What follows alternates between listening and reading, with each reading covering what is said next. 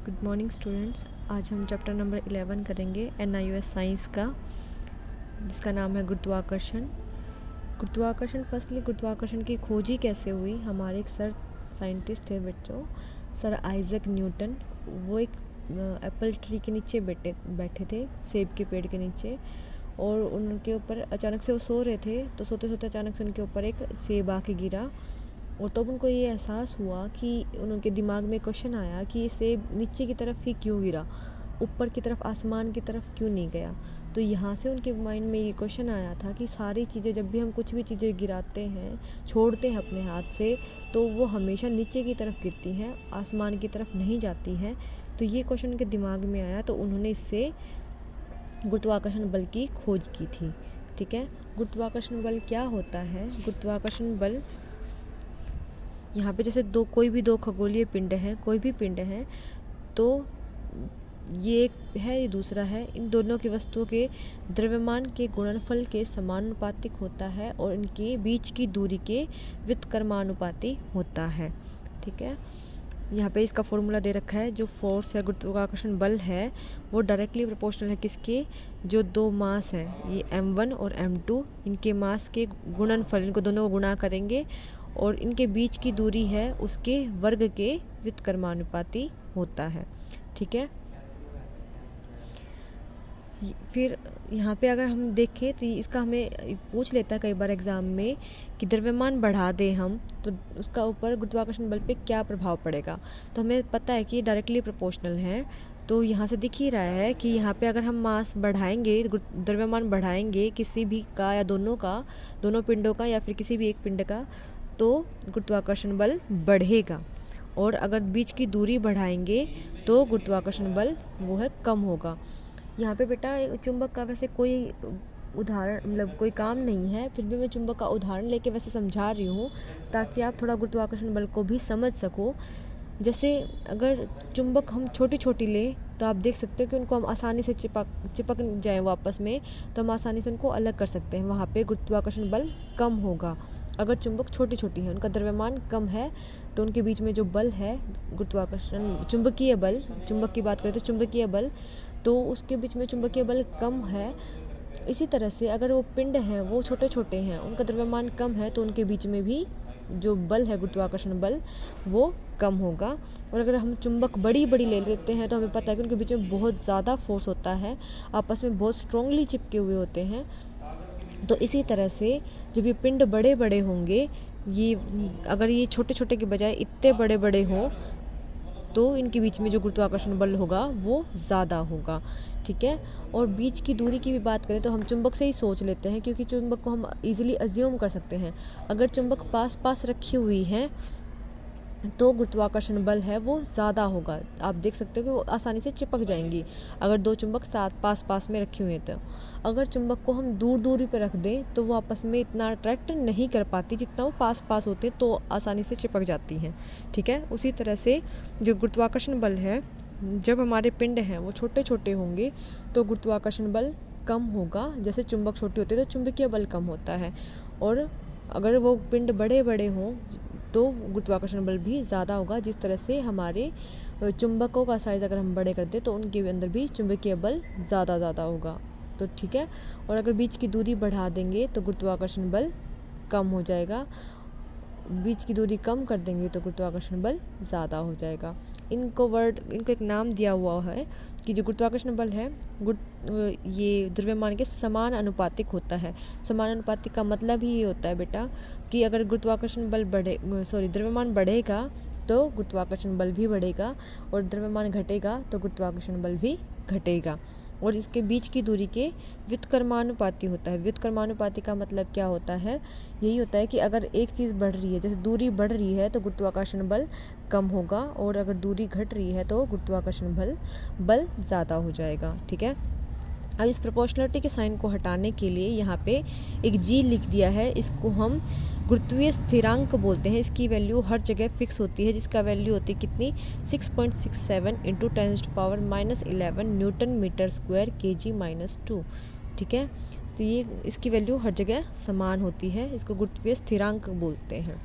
ठीक है, उसके बाद एक क्वेश्चन ये भी आ जाता है कि जब हम बोलते हैं कि गुरुत्वाकर्षण बल है, वो हर एक वस्तु, हर एक पिंड आपस में, कोई भी छोटी से छोटी चीज़ है वो आपस में अट्रैक्ट करते हैं, हर एक के बीच में होता है।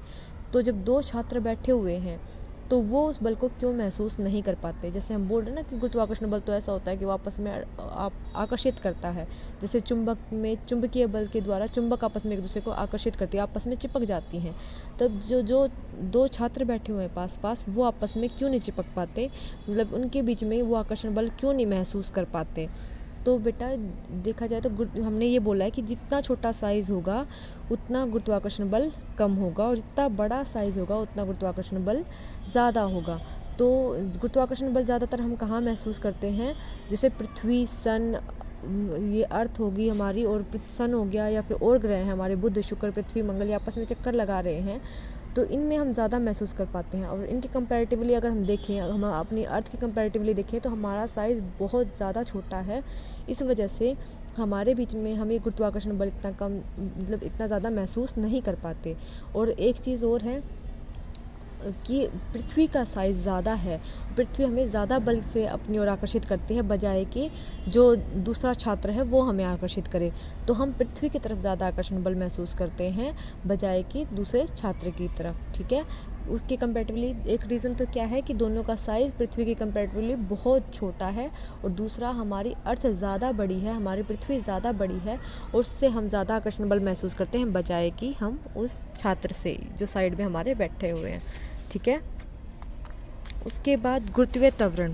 गुरुत्वीय त्वरण बेटा, जिस बल के साथ पृथ्वी हमें अपनी ओर आकर्षित करती है तो उसकी एक वैल्यू होती है, उसको हम गुरुत्वीय त्वरण कहते हैं। हमारी पृथ्वी के लिए गुरुत्वीय त्वरण की वैल्यू बेटा 9.8 है, जिसको हम 9.8 मीटर पर सेकंड स्क्वायर, या फिर इसको हम कई जगह पे 10 मीटर पर सेकंड स्क्वायर भी ले लेते हैं, ठीक है। और जो चांद पे अगर हम सोचें तो चांद पे गुरुत्वीय त्वरण की वैल्यू इससे 6 गुना कम है। मतलब 9.8 को अगर हम 6 से डिवाइड कर दें तो वो मून की, चांद का गुरुत्वीय त्वरण है, और ये हमारी अर्थ का गुरुत्वीय त्वरण है 9.8 मीटर पर सेकंड स्क्वायर।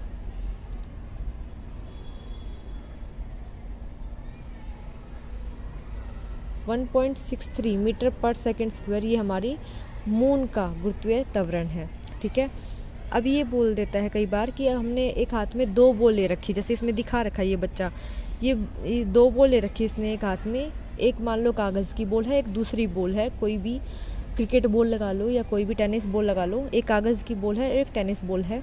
इसने मीनार पे चढ़ के वो दोनों बॉल नीचे फेंकी हैं, तो कौन सी बॉल पहले जाएगी? तो उसने एक जगह से बॉल फेंकी है और एक जगह पे ही वो फेंक रहा है, मतलब यहाँ से फेंकी हैं। ऐसा नहीं कि इसने एक यहाँ से फेंकी, दूसरी बॉल यहाँ से फेंकी है, दोनों एक जगह से यहाँ पे खड़ा हो गया, उसने दोनों एक साथ छोड़ी हैं बॉल, तो वो एक जगह पे एक साथ ही गिरेंगी, क्योंकि यहाँ पे दोनों के लिए गुरुत्वीय त्वरण की वैल्यू है वो समान है। इसलिए यहाँ पे जो कागज़ की बॉल है और जो टेनिस बॉल है दोनों एक साथ ही गिरेंगी, कोई भी आगे पीछे नहीं गिरेगी, ठीक है। उसके बाद गुरुत्व के प्रभाव में वस्तु की गति। आपको वहाँ पे चैप्टर नंबर 9 में गति के समीकरण करवाए थे 3। v = u + at, s = ut + ½ at square, v square - u square = 2as। तो वही समीकरण है, वहाँ पे सिर्फ एक ही जगह पे g लगा दिया है, ठीक है। इससे रिलेटेड न्यूमेरिकल्स मैं आपको नहीं करवा रही हूँ। अगर आप किसी बच्चे को करने हैं तो वो मुझे पर्सनली बता दें, मैं उसको करवा दूँगी सोल्व। आप सिर्फ यहाँ पे ये सिर्फ समीकरण याद कर लेती हैं। यहाँ पे गुरुत्व के प्रभाव में सिर्फ एक ही जगह पे जी आया है और कोई ज़्यादा फर्क नहीं पड़ा है। उसके बाद टॉपिक है द्रव्यमान एवं भार। ये भी मैं आपको बहुत बार करवा चुकी हूँ, चैप्टर नंबर 2 से ये क्वेश्चन चल रहा है। द्रव्यमान, द्रव्यमान क्या होता है? किसी वस्तु के अंदर निहित पदार्थ की मात्रा को हम द्रव्यमान कहते हैं। जैसे हम टेबल की बात करें, तो टेबल में जो लकड़ी लगी हुई है, जितना फेविकोल वगैरह जो कुछ भी है, वो उस वस्तु का द्रव्यमान है, ठीक है। उसको हम कहीं पे भी ले जाएं, अर्थ पे ले जाएं या मून पे ले जाएं, तो वो हर जगह बराबर ही रहेगा। हम अपनी भी बात करें तो जैसे हमारे शरीर के अंदर खून, मांस, हड्डियां वगैरह हैं, तो वो हमारा द्रव्यमान है। वो हम कहीं पे भी चले जाएं, मून पे चले जाएं, अर्थ पे चले जाएं, वो हर जगह बराबर ही रहेगा। तो ये द्रव्यमान होता है किसी वस्तु के अंदर निहित पदार्थ की मात्रा, जो हम अगर एक ग्रह से दूसरे ग्रह पे या फिर कहीं पे भी चले जाएं तो वो समान ही रहती है, उसको हम कहते हैं द्रव्यमान। भार क्या होता है? भार जिस बल के साथ, जिस गुरुत्वाकर्षण बल के साथ अर्थ अट्रैक्ट करे, या फिर हम दूसरे सतह पे चांद पे हैं तो चांद हमें अट्रैक्ट करे, या बुध ग्रह पे हैं तो बुध ग्रह हमें अट्रैक्ट करे, कहीं पे भी हैं तो जिस गुरुत्वाकर्षण बल के साथ एक सतह हमें अपनी तरफ अट्रैक्ट करती है उसको हम भार कहते हैं। अब हम अर्थ पे रहते हैं तो हम अर्थ की बात करेंगे। जैसे हमारा वेट अर्थ पे 42 kg है, ठीक है, अर्थ पे हमारा वेट 42 kg है।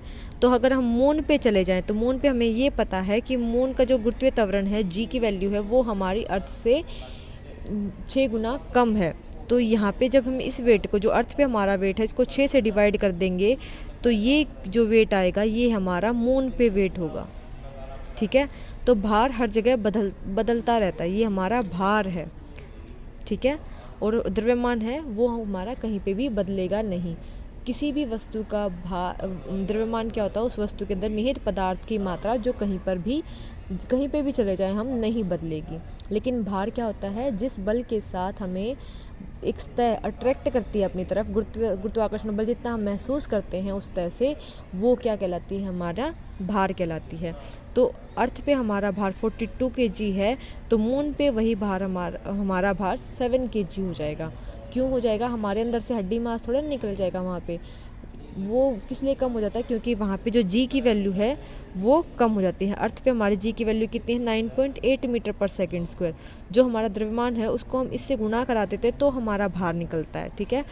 मून पे वो वैल्यू 9.8 के बजाय 1.63 मीटर पर सेकेंड स्क्वायर है। इस वजह से यहाँ पे हम इतना गुरुत्वाकर्षण बल महसूस नहीं कर पाते। इसलिए आप देखते भी होंगे एक आधी मूवीज़ वगैरह में या कोई वीडियो में, जब एस्ट्रोनॉट आसमान में दिखाते हैं तो वो हवा में उड़ते रहते हैं। तो वो किस लिए उड़ते हैं? क्योंकि वहाँ पे गुरुत्वाकर्षण बल की मात्रा बहुत कम होती है हमारे अर्थ के बजाय, इसलिए वहाँ पे हम चल नहीं सकते, वहाँ पे हम उड़ते दिखते हैं, ठीक है। भारहीनता क्या होता है? भारहीनता क्या होता है? जब आप लोग लिफ्ट वगैरह में जाते हैं या फिर एलिवेटर में, या फिर एक मैरी गो राउंड झूला होता है जो गोल गोल झूला, वहाँ से ऊपर से नीचे की तरफ आएंगे तो आपको ऐसा महसूस होता है कि आपके शरीर में बहुत ज़्यादा हल्कापन है। इसी को हम भारहीनता कहते हैं। लिफ्ट या एलिवेटर में जब हम ऊपर की तरफ जाते हैं तो हमें बहुत ज़्यादा भारीपन महसूस होता है। क्यों महसूस होता है वो भारीपन? क्योंकि हम नीचे से ऊपर की तरफ जाएंगे तो हम गुरुत्वाकर्षण बल के विपरीत कार्य कर रहे हैं, क्योंकि धरती हमें नीचे की तरफ अट्रैक्ट कर रही है और हम ऊपर की तरफ जा रहे हैं, तो हम गुरुत्वाकर्षण बल के विपरीत दिशा में कार्य कर रहे हैं। तो विपरीत दिशा में कार्य करने की वजह से हमें हमारे शरीर में एक्स्ट्रा भारीपन महसूस होता है। लेकिन जब लिफ्ट नीचे की तरफ आएगी या झूला नीचे की तरफ आता है तो गुरुत्वाकर्षण बल और जो हमारा लिफ्ट का काम है वो एक तरफ ही हो रहा है। इस वजह से हमें भारहीनता का महसूस होता है, हमें हल्कापन महसूस होता है हमारे शरीर में। इसी को हम क्या कहते हैं? भारहीनता बोलते हैं, ठीक है। उसके बाद उत्प्लावकता। उत्प्लावकता क्या होता है? उत्प्लावकता एक बल होता है बेटा पानी के अंदर। जैसे आप एक बोतल का ढक्कन बंद करके पानी के अंदर डुबोगे, उसको नीचे तक लेके जाओ, जैसे इसमें एक्सपेरिमेंट में दिखा रखा है, इसमें लकड़ी के टुकड़े से दिखा रखा है। आप बोतल से ले लो, एक बोतल को लेके जाओ पानी में, ढक्कन बंद करके उसको नीचे तक लेके जाओ। जैसे ही आप छोड़ोगे अचानक से बोतल ऊपर आ जाएगी, पानी की सतह के ऊपर आ जाएगी। तो इससे क्या पता चलता है कि जब हम किसी वस्तु को पानी के अंदर डुबोते हैं आंशिक रूप से या पूर्ण रूप से, तो पानी भी उसके ऊपर की तरफ बल लगाता है, जिसकी वजह से वस्तु पानी की सतह पर आ जाती है। इसको ही हम क्या कहते हैं? उत्प्लावकता बोलते हैं। जो बल पानी दूसरी वस्तु पर लगाता है जो उसके अंदर डुबोई गई है, उसको ऊपर की दिशा में बल लगाता है और जिसकी वजह से वस्तु सतह पर आ जाती है, उसको हम उत्प्लावकता बोलते हैं, ठीक है। आर्किमिडीज़ का सिद्धांत। एक साइंटिस्ट थे हमारे आर्किमिडीज़। इन्होंने एक दिन बाथ टब में, पानी के जो टब में नहाने के लिए इन्होंने पानी भर रखा था और ये नहाने जा रहे थे। जैसे ये पानी के अंदर बैठे तो इन्होंने देखा कि टब में से कुछ पानी निकल के बाहर गिर गया है। तो इनके दिमाग में वहीं से, जैसे हमने अभी न्यूटन की स्टोरी पढ़ी, ये आर्किमिडीज़ की स्टोरी है। आर्किमिडीज़ साइंटिस्ट को एकदम से ये पता चला कि जितना उनका वेट था उतना ही उन्होंने पानी, जितना शरीर का वेट था उनका, उतना ही पानी उन्होंने टब से बाहर निकाल दिया जब वो पानी टब के अंदर बैठे हैं तो, ठीक है। तो इसलिए वो खुशी से चिल्लाए यूरेका यूरेका, जिसका मतलब होता है कि मैंने खोज लिया, कि मैंने एक नई खोज की है, ये खुशी से चिल्लाने लगे, ठीक है। तो आर्किमिडीज़, इसीलिए जो सिद्धांत है इसका नाम आर्किमिडीज़ का सिद्धांत पड़ा। ये सिद्धांत क्या कहता है, ये कहता है कि जब भी हम किसी वस्तु को पानी के अंदर डुबोते हैं, ठीक है, तो ये पानी को विस्थापित करता है। अगर जैसे पानी की बाल्टी फुल भरी है, उसके अंदर हम कोई ईंट या पत्थर डालेंगे तो कुछ पानी निकल के बाहर आ जाता है, तो वो जो पानी बाहर निकल के आएगा वो उस ईंट के भार के बराबर होगा, ठीक है। तो इन्होंने ये बोला था जब भी किसी वस्तु को पानी के अंदर डुबोया जाता है तो पानी निकल के बाहर आ जाता है, या फिर हम ये कहें कि जैसे बीकर आधा भरा हुआ था, ठीक है, इतना भरा हुआ हो और इसके अंदर हमने ये पत्थर लटकाया तो ये पानी थोड़ा ऊपर चला गया, इसका लेवल थोड़ा ऊपर हो गया, तो जितना पानी ये ऊपर हुआ ना, ये इस पत्थर के वेट के बराबर ही होगा, ठीक है। तो ये आर्किमिडीज़ ने बोला था कि कोई भी वस्तु जब उसको पानी के अंदर डुबोया जाए तो जितना पानी वो विस्थापित करती है वो उसके वेट के बराबर होता है। ये आर्किमिडीज़ ने सिद्धांत दिया था, ठीक है।